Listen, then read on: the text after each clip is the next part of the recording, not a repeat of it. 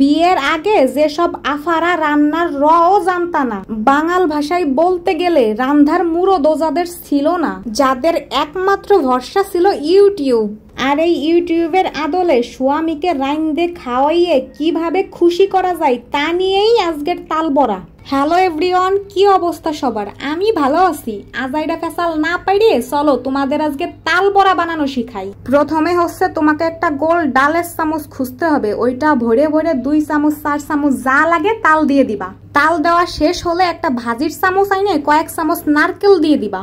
নারকেল দেওয়া শেষ করার পরে আবার ডালের চামচ ভরে ভরে চালের গুঁড়া দিয়ে দিবা। চালের গুঁড়ি দেওয়া শেষ হতে না হতে ওই একই চামচ ভরে চিনি দিয়ে দিবা, সাথে পরিমাণ মতো নুন। তারপর সুন্দর করে ভাজির চামচ দিয়ে মিশিয়ে নিবা, যাকে ইংরেজিতে বলে মিক্সড। এইভাবেই মিশাতে থাকবা, মিক্সড করতে থাকবা। মিশাইতে মিশাইতে একটা পর্যায়ে গিয়ে যদি দেখো ডোটা বেশি নরম হয়ে গেছে, তাহলে একটু চালের গুঁড়া অ্যাড করে দিবা।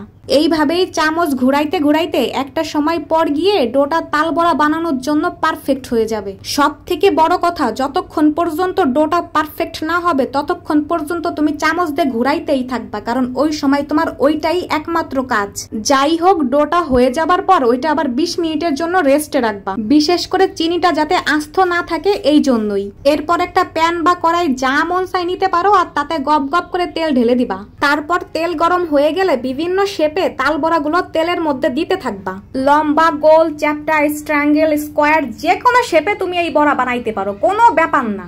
এইটা তো নায়িকা বা সেলিব্রিটিদের থুতমা না, তাই বুটক্সেরও প্রয়োজন নাই, শেপেরও প্রয়োজন নাই। একটা শেপ হইলেই হয়, খালি জিব্বায় গিয়ে স্বাদ লাগলেই হইছে। এইভাবে দেবার পরে যখন এক পাশ ভাজা হয়ে যাবে, তখন নুডলস খাওয়ার একটা কাঁটা চামচ নিয়ে আসবা, আর ওইটা দিয়েই সুন্দর করে বড়াগুলো উল্টিয়ে দিতে হবে। এই উল্টে দেবার সময়ই সব সময়ের জন্য একটা জিনিস মাথার মধ্যে ঢুকিয়ে নিবা, সব সময় সব জিনিস সদরই ঠিক না, মাঝে মধ্যে কিছু জিনিস উল্টো ঠিক। ওই যে কথাই আছে না, কাজ করতে করতে শেখা।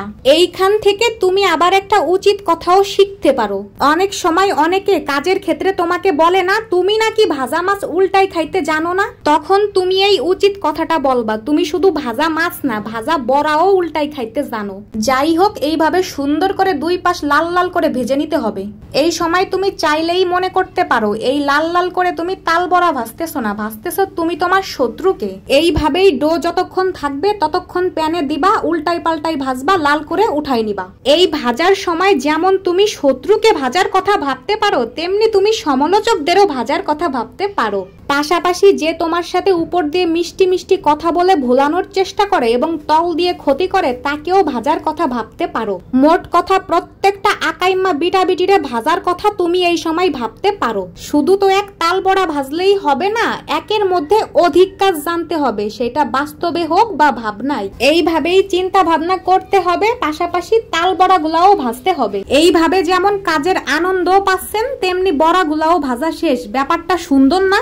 ব্যাপারটা কতখানি সুন্দর তা জানি না, কিন্তু বড়াগুলো সত্যি সুন্দর আর লোভনীয় লাগছে, খেতেও মজা ছিল। আজকে এই পর্যন্তই, টাটা।